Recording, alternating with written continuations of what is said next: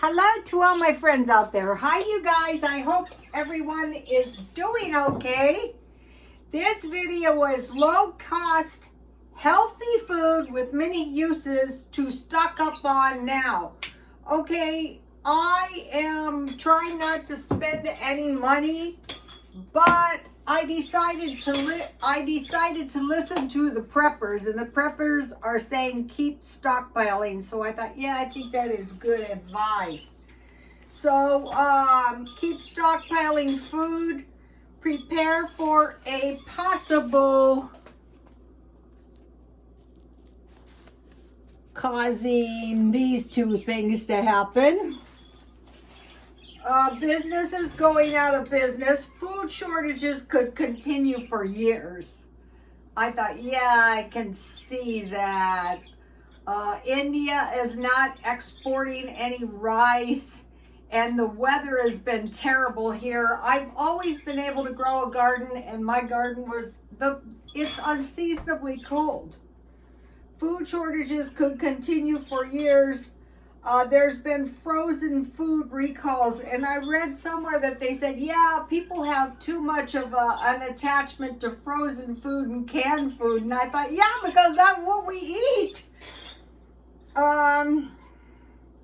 Disruption in supply chains due to weather conditions. Las Vegas has been flooded. We had hurricanes. Crop failure, a possible viral variant. They're saying, think about honey, canned tomatoes. I put black beans because if you have corn, black beans, tomatoes, and rice, you can kind of survive. And trail mix. So honey, canned tomatoes, black beans, and trail mix. Okay, so what started this is I thought what is really smart is to buy food that you can use to make many things. So when the pandemic first started, I bought a lot of pancake mix, thinking making pancakes and eggs 2-3 times a week. But it turns out there's all kinds of things you can make. And I stockpiled big bags from Smart and Final, and I'm really glad I did too. But I also stockpiled, when I found these kind of things for 99 cents, I am so glad I bought this. I'm going to try to get some more tomorrow. And so it's pancakes, but what they included in here was this really good breakfast cereal. So I am just going to eat this with some milk. So turns out with pancake mix, you can make bread, coffee cake, biscuits, and cookies. So they're saying expect a sugar shortage and also possible flour due to the Ukraine and you know what? I have some tea, and so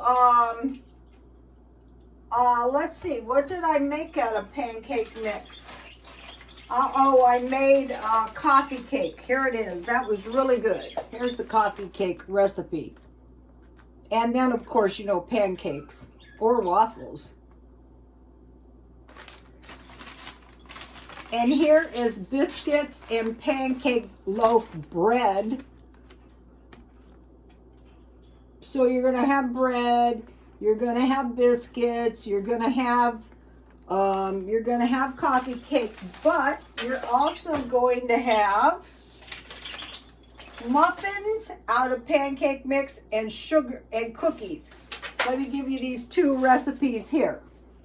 So you can look these up, but I think these are good. Muffins is 2 cups pancake mix, 2/3 cup milk, 1 egg, and 1/2 cup maple syrup. I researched you can use sugar.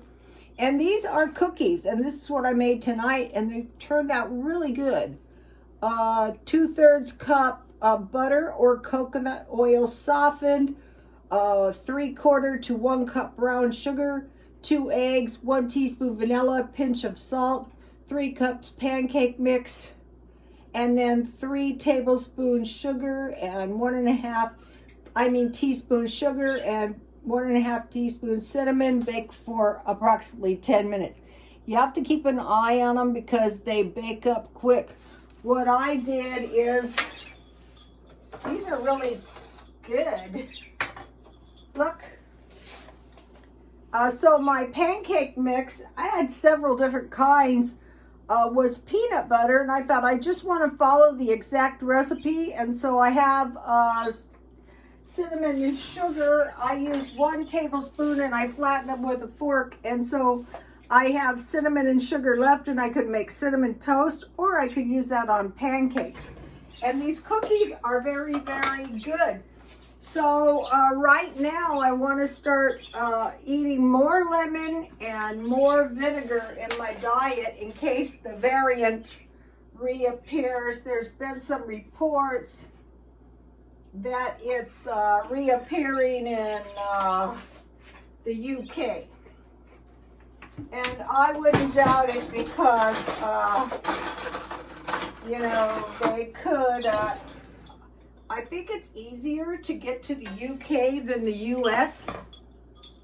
So I'm putting lemon in everything and anything. So what I want to do is get a couple more big bags of pancake mix. That's number 1. Okay, and the reason is because what you're doing is you're substituting the pancake mix for flour. So I would expect an increase. Okay, now the next one is a biggie, rice. It is the most universal food, and I think China consumes 1/3 of all the rice. So out of rice, it's one of those things that has many uses. Spanish rice, rice pudding, rice milk. You just cook your rice and the water turns milky and you harvest the water, and that is rice milk. Fried rice, chili and rice. And then I've been making this, and I like this very much. Rice, mixed vegetables, rice cooked in bouillon, any flavor with mixed vegetables. It's going to give you good rice, but rice, black beans, and corn. And then I've been putting chicken bouillon on that. So I just have the rice, the black beans, and the corn.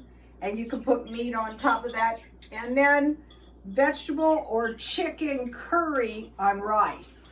So that is just like a chicken stew with curry powder or vegetable stew with curry powder. Okay, so now the next one, so we have flour, we have rice. The next one is oil. During World War II, there was a shortage of oil in Germany due to continuous bombing. Could that ever happen again? Yeah, and there's prophecy that France will burn and Germany will be bombed. So it wasn't just like a week or two. It was from 1939 to 1945. That was 5 years. That's why I think it's unrealistic to think that this conflict that's going on is going to end momentarily. So I discovered I needed about 3 gallons of corn oil. But this year, I don't want to do that. I'm going to shortening 3 of them. Okay, now, during World War II in the U.S., there was rationing of butter and oil. So I am I'm starting to get space in my refrigerator or my freezer. I've been eating it down about a month, and I'm starting to see some space, and I go, yeah, that's how fast it goes down. So I want to pack my freezer full of either cream or butter. And then milk, I'm buying that in cans or shelf-stable milk. Cheese. If you don't have meat, cheese is a lot cheaper. Eggs, pasta. Okay, pasta is one of those universal foods, but pasta, it has a long shelf life, but you need flour. So they're saying this shortage could go on until 2027. So that's why I am not discontinuing stockpiling. So if you have pasta and you have some kind of tomato sauce, going back over here to canned tomatoes or tomato paste or spaghetti sauce. You have mushrooms and olives. Beans, I'm going towards cans of black beans. You can make chili, you can make burritos, and you know, they're pretty hearty. Potatoes, 1800, we had the potato famine. So anytime potatoes give way or rice gives way, in comes a famine. So it was 1800, we had the Great Famine. So with potatoes, there's French fries. I eat those like for a full-on meal, or potato soup, beans, peanut butter, oatmeal. They mention oatmeal as one of the most filling foods. And historically, I think a lot of cultures ate oatmeal. And what they would do during lean times is they would put the oatmeal on their spoon and then dip their spoon into the milk. So, you know, they weren't using up much milk. And then think about dairy, milk, cream, and butter. Okay, I have in my refrigerator, I bought milk and dairy products this week, but this is some milk that I froze. I bought gallons when they were really cheap, and I froze them, and then I bought these for $1 each, and I will freeze them in one, and I also bought yogurt, and I will freeze that to make sure I have plenty of dairy, but I'm not going heavy on the freezer. Okay, sugar and honey. Okay, sugar was another thing that was rationed, and sugar has a long shelf life. 25 pounds lasts me a year. Soy, tofu. Okay, if you have soy milk, you can make tofu. And the Japanese survived on tofu. So I'm trying to grow tofu. And you know, I think it was the Gophers. There is no tofu. Another thing is corn. So if you have beans and cornmeal or corn, that is going to help you make a complete protein. You remember the story about the girl that went to Mexico and she was really starving, and a man came up to her and he gave her a bag of beans, a bag of rice, and he told her to plant a garden. There was no corn. So that's why you want to, and now they're saying one of the things that there's like a recall is corn. So what that does is it cuts the consumption of the frozen vegetables. And think about chicken, bacon, hamburger, and tuna. I would say out of chicken, bacon, hamburger, and tuna, the two most important ones would be chicken and bacon.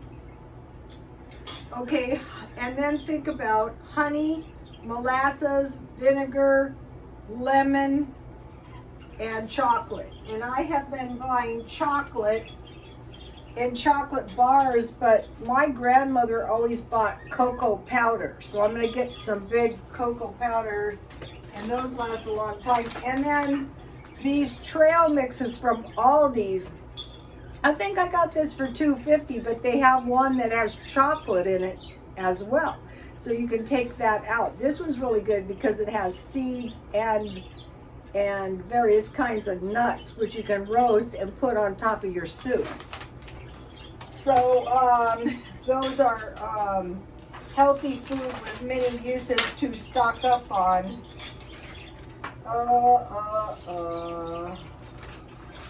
Okay, today I mentioned to you guys that if you don't spend any money 6 days out of the month, 30-day month, that is 20%. That is a way to cut your consumption by 20%.